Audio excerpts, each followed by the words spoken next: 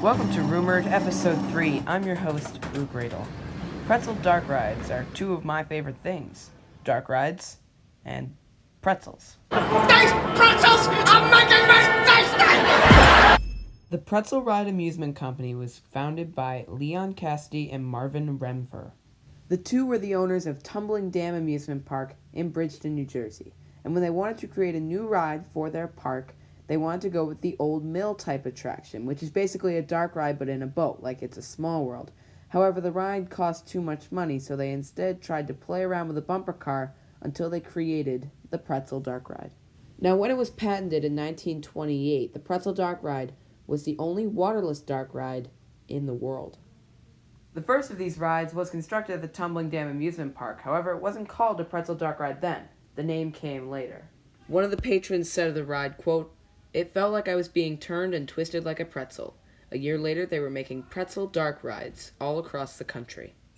In total, Pretzel built over 1,400 Pretzel rides. Pretzel built these rides for both permanent and traveling amusement parks. Portable rides weighed about 9 tons and were transported in moving trucks from carnival to carnival. At the historic Sylvan Beach Amusement Park in upstate New York, the Laffland ride is one of only 3 classic Pretzel Dark rides still in operation. The ride, like many other dark rides, uses optical illusions and deceptive lighting as you go along on the ride path.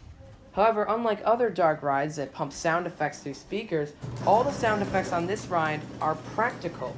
You trip certain bells and whistles as you go along the track. With the lights on, you can also see spare ride cars that are not being used, but also aren't being seen as you ride along. A lot of pretzel rides have a large metal pretzel attached to the front of each cart, which wasn't just for decoration. It was also to ensure that the ride didn't flip backwards while patrons were in it, which apparently was pretty easy to do. Also, if the ride ever broke down, employees could simply push guests through the ride. The rides usually had a theme, most of the spooky variety. Each ride had 5 cars, 350 feet of track, and only featured about 1 to 2 minutes of ride time, so they were very short.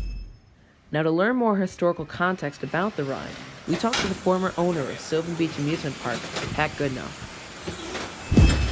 I started as a high school job when I was 17, and one of my jobs after I was about 20 was to take care of Laffland for the maintenance department. So I ended up doing that for a long time. I was an employee for 14 years, starting at age 17, and then bought my first part of the business in 1981.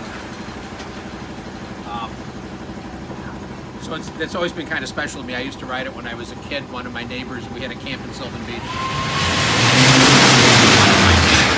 Was the operator in the 1950s, like 57, 58. So I rode it early in life, and I always kind of liked the ride.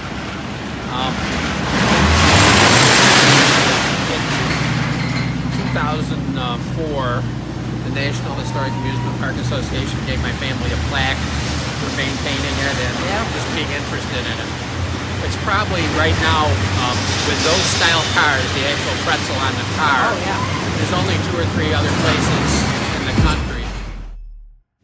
Throughout the 60s and 70s, the rides began to lose their luster, as many in the public saw them as tame and unexciting compared to the new rides of the day.